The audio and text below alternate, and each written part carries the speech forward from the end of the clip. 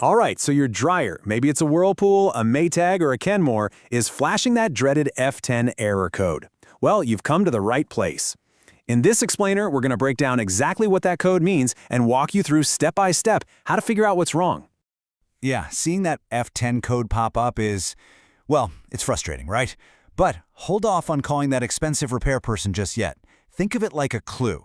Your dryer's trying to tell you something very specific, and we are going to solve this little mystery together. So, let's look at our game plan. Okay, here's how we're going to tackle this. First, we'll unmask the F10 code. Then, we'll meet the usual suspects causing the problem. After that, it's a hands-on investigation to pinpoint the culprit. And finally, we'll get to the final verdict. All right, Section 1, the F10 code unmasked. Let's figure out what your dryer is really trying to tell you. Because, before we can fix anything, we got to understand what the dryer's brain, its main computer, is actually complaining about. So what is an F10 or E10 error? It's not just some vague motor problem. It's super specific. It means there's a motor stall or, and this is key, a feedback fault. Basically, the dryer's brain, which we call the motor control module or MCM, is the boss. It tells the motor to run, and it expects a report back saying, "Yep, running at the right speed." When that report doesn't come back or it comes back garbled, boom, you get the F10 error. So how does this actually happen? Well, a few things could be going on. The motor might just plain fail to start, or it could stall mid-cycle. Or the MCM gets a really bad signal, or maybe no signal at all, from the little sensors inside the motor. It's basically like the control board is yelling, "Hey motor, are you running?" And all it hears back is static, or complete silence. That mismatch is what triggers the code. Okay, next up, meet the usual suspects. Now that we know what the code means, let's figure out who or what is causing it. There are a few key things that usually go wrong here. So if we're playing the odds, the story is pretty clear.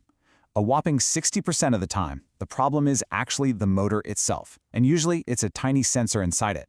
After that, you've got a 25% chance it's some kind of mechanical jam. And finally, there's a smaller 15% chance it's the main control board or the wiring.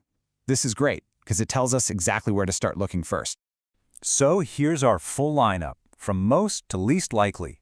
Suspect number 1 is the drive motor, especially that internal sensor we talked about. Number 2, something is physically stuck, jamming the drum or the blower. Then we have the motor control module itself, maybe some damaged wires, and, bringing up the rear, a broken or slipping belt. We're going to have to check all of them out.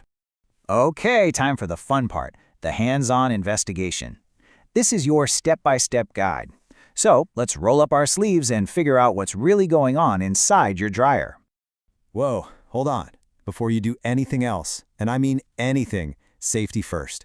You absolutely have to unplug the dryer from the wall outlet. Seriously, I can't say this enough. This is the most important step. Safety is not optional, okay? Is it unplugged? Good. Now we can get started. First things first, let's do the easiest test in the book. It's super simple, but tells us a ton. Just open the dryer door and try to spin the drum with your hand. Pay attention to how it feels. Is it totally stuck and won't budge? That's probably a mechanical jam. Or does it spin way too easily, like there's nothing holding it back? That's a classic sign of a broken belt. And yeah, either one of those can trigger an F10. Okay, so let's say the drum spun, but with some normal resistance. That means we need to look a little deeper. It's time to get inside, which usually means taking off the front panel. Once you're in, take a look at the belt. Is it actually on all the pulleys where it's supposed to be? Then, start checking the individual parts. Give the motor pulley a spin by hand.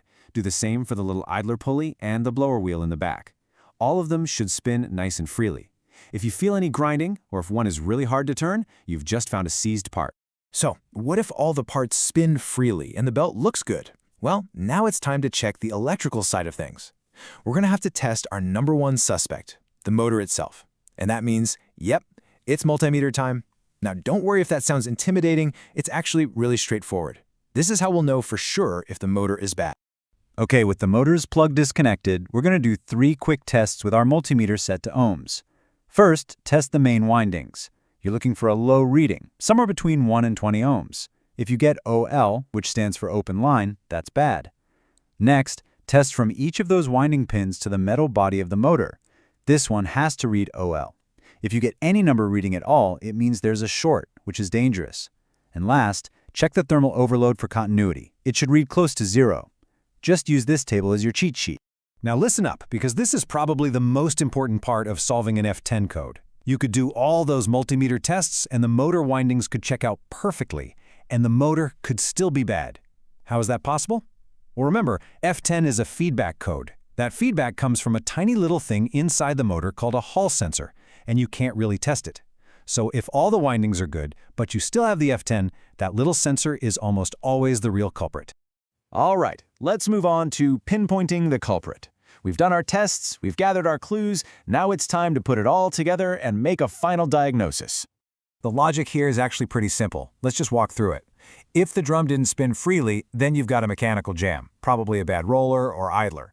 If the motor windings fail those multimeter tests, then the motor's bad. Case closed. Now here's that key point again. If the windings tested good, but you're still getting that F10 code, then it's the internal sensor, which means you still have to replace the whole motor. And only, if everything else checks out perfectly, do we even start to think about blaming the motor control module. All right, last section. The final verdict. Now that we know what's wrong, I want to give you a couple of pro tips to make sure your fix actually lasts and help you figure out what to do next. Here is pro tip number 1, and trust me, this will save you a huge headache later. That little idler pulley, the wheel that keeps the belt tight, it's a wear and tear item. When it starts to fail, it puts a ton of stress on the motor. So if you're already in there replacing the motor, just replace the idler pulley too. It's only a few extra bucks, and it's some of the best, cheapest insurance you can buy for your brand new motor. Okay, pro tip number 2 is a non-negotiable rule. It's the melted connector rule. If you look at the control board where the motor plugs in and you see any signs of melting or burn marks on that plastic connector, you absolutely must replace both the motor and the control board. Here's why. The failing motor pulled too much power and cooked the board. If you just plug a new motor into that damaged connector, you're going to fry the new motor. You got to replace them as a pair. So what's this all going to cost? Let's break it down. If you just need a new motor and an idler pulley, you can probably do it yourself for around $175. That's a pretty cost-effective fix. But if you need that motor and the control board, now you're looking at closer to $350. At that point, you might need to think about how old your dryer is. And of course, calling in a pro is going to run you $400 or more. So this gives you an idea of the financial side. So there you have it. That F10 code isn't so mysterious anymore, is it? You now have a clear plan to figure out exactly what's wrong and how to fix it. So what's your very first step? You got it. Go to that dryer, unplug it, and give the drum a spin. That one simple move is how you start. You can do this. Good luck.